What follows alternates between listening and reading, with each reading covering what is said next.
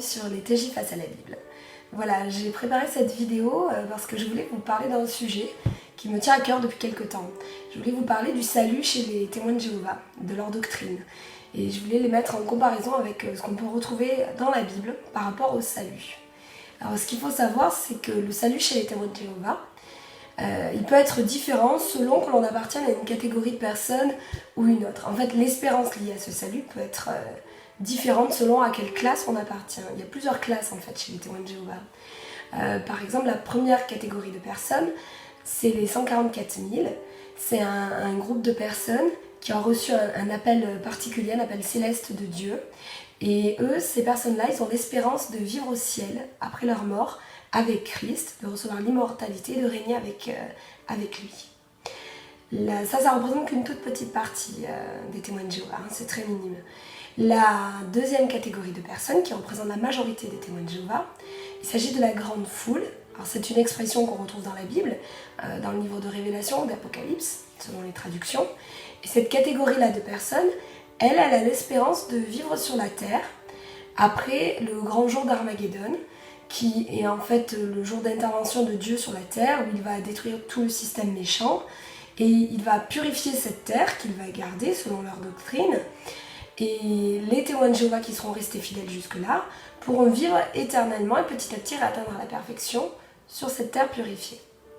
Une autre catégorie de personnes, il s'agit de toutes les personnes qui sont mortes avant d'avoir pu devenir témoins de Jéhovah ou connaître la vérité selon ce qu'en disent les témoins de Jéhovah.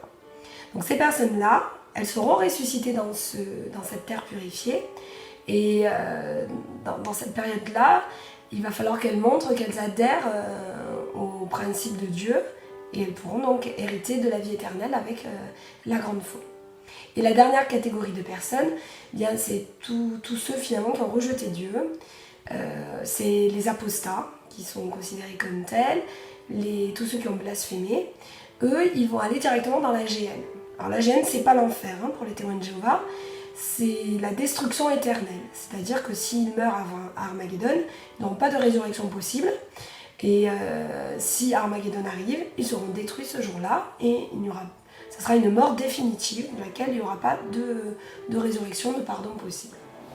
Voilà, ça c'est les catégories de personnes.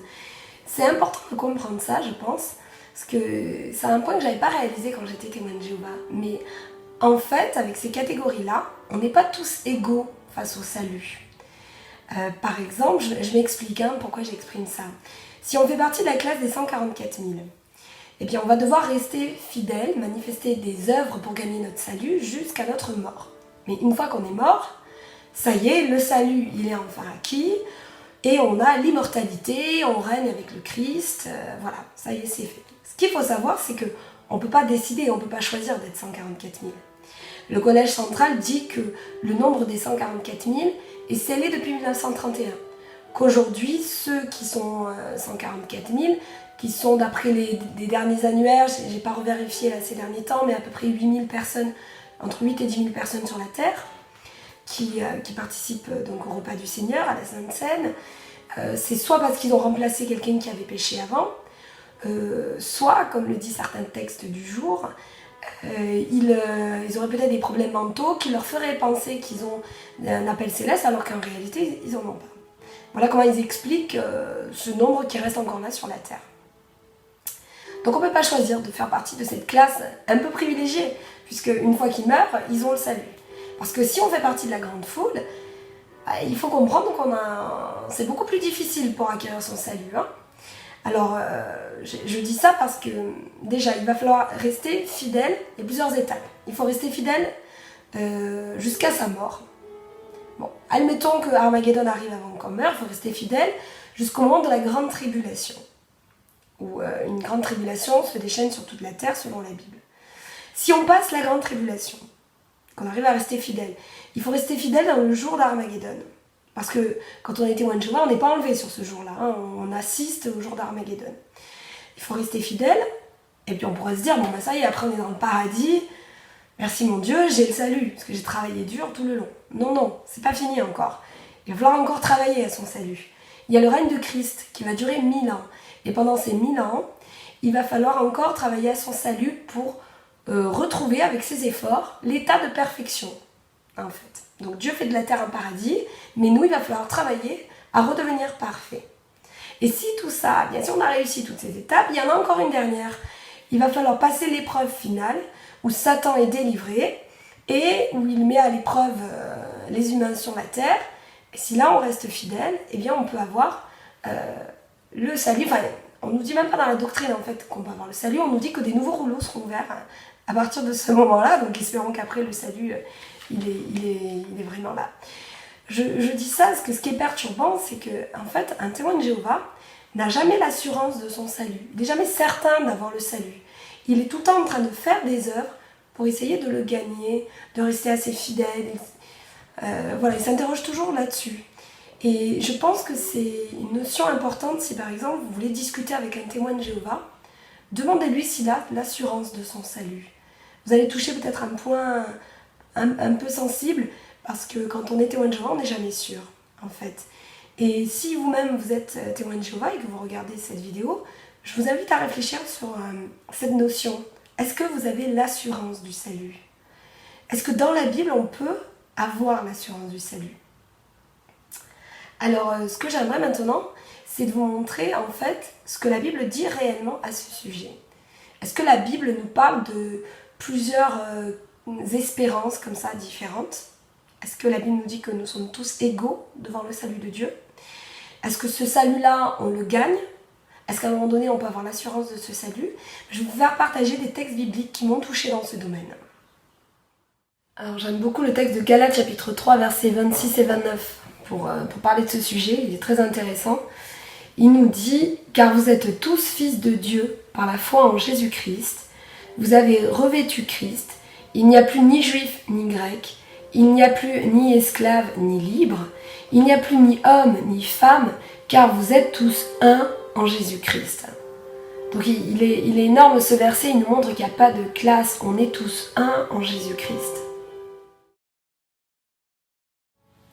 Et le texte d'Éphésiens chapitre 4 verset 4 va aussi dans la même idée. Il dit « Il y a un seul corps et un seul esprit, comme aussi vous avez été appelés à une seule espérance par votre vocation. Il y a un seul Seigneur, une seule foi, un seul baptême, un seul Dieu et Père de tous, qui est au-dessus de tous et parmi tous et en tous. » Ce verset, il est clair, il y a une seule espérance, une seule foi, un seul baptême en Christ. Alors maintenant que nous voyons dans la Bible qu'il n'y a pas plusieurs catégories de personnes, qu'on a tous la même espérance, comment on peut faire pour obtenir le salut? Eh bien la Bible elle est claire, elle nous dit qu'il n'y a qu'un seul moyen d'obtenir le salut. Il faut passer absolument par Jésus-Christ pour obtenir le salut. Actes chapitre 4 verset 12 nous dit qu'il n'y a de salut en aucun autre en fait. Et qu'aucun autre nom nous a été donné par lequel nous pouvons être sauvés. Le salut passe obligatoirement par Jésus. Jean chapitre 10 verset 9, Jésus nous dit « C'est moi qui suis la porte, et si quelqu'un entre par moi, eh bien il sera sauvé. » Le salut passe par le Seigneur Jésus. C'est inconditionnel dans la Bible. J'aimerais partager avec vous Romains chapitre 8 verset 1, parce que je trouve vraiment ce verset absolument fabuleux, parce qu'il est libérateur en fait. Regardez ce qu'il dit en Romains chapitre 8 verset 1. « Il n'y a donc maintenant aucune condamnation pour ceux qui sont dans Jésus-Christ, qui marchent non selon la chair, mais selon l'esprit. » C'est fabuleux en fait. Jésus nous enlève toute condamnation si simplement nous sommes prêts à le recevoir comme notre Seigneur et à croire en lui. Et c'est vraiment libérateur parce que le salut, c'est pas quelque chose qu'on doit constamment gagner. C'est quelque chose que nous avons par grâce, par la grâce que le Christ nous donne. Acte 16, 31 dit « Crois au Seigneur Jésus et tu seras sauvé ». On a Romains chapitre 10 verset 9 aussi qui dit « Si tu reconnais publiquement que Jésus est le Seigneur et si tu crois dans ton cœur que Dieu l'a ressuscité, tu seras sauvé. » Et j'aime bien prendre l'exemple aussi du geôlier il y a eu le tremblement de terre et il avait sous sa garde Paul et il a été libéré Et là, le geôlier, il est vraiment en panique, il va même se suicider parce qu'il sait que, en tant que soldat romain, il risque la mort pour avoir laissé un prisonnier s'échapper. Et là, Paul lui prêche l'évangile et il est vraiment touché par le Seigneur. Et il va poser une question. Regardez ce qu'il va demander dans la Bible, c'est vraiment la question qu'on peut se poser aujourd'hui. Et regardez la réponse qui lui est faite. On retrouve cet exemple dans Actes, le chapitre 16, le verset 29 à 33. Et il est dit: Seigneur, que faut-il que je fasse pour être sauvé? Paul et Silas répondirent: Crois au Seigneur Jésus-Christ et tu seras sauvé, toi et ta famille.